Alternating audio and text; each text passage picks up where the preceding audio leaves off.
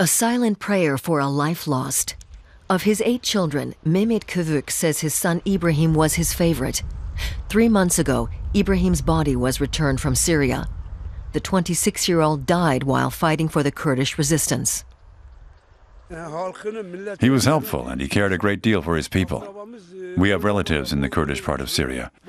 He wanted to take up arms to protect them from the enemy.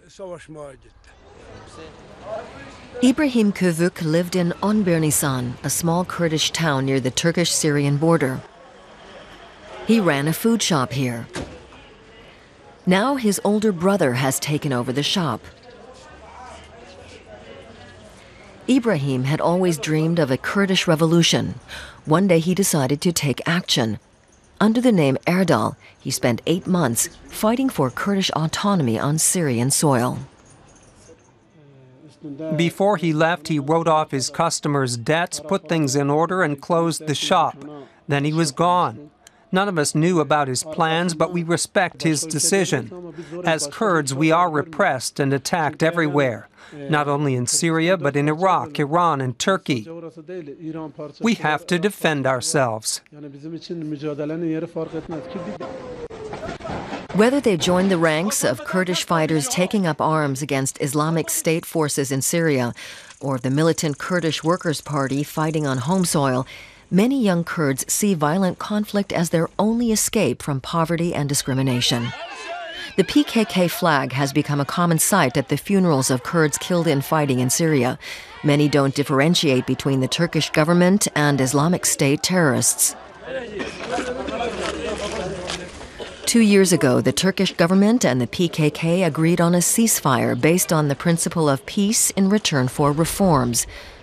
But the Kurdish Peace and Democracy Party is disappointed with the government's concessions. We don't want a new civil war. We suffered under that for 40 years.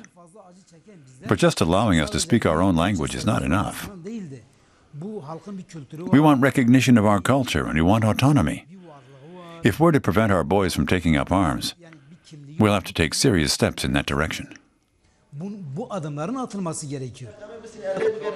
But the PKK is calling for a return to violence across the region, and the call is being heard.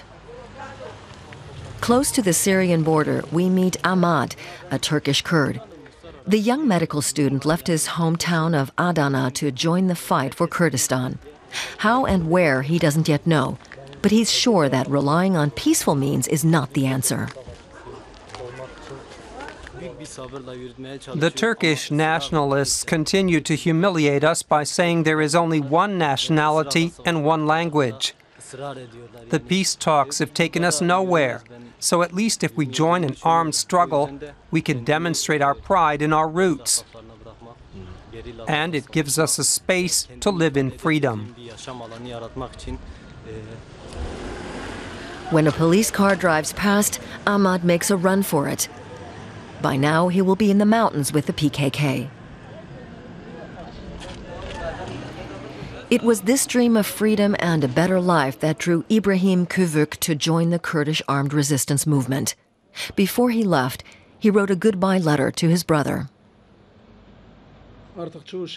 There is so much injustice I refuse to accept.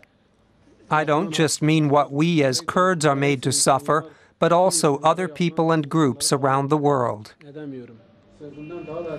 He lost his life for his belief in justice.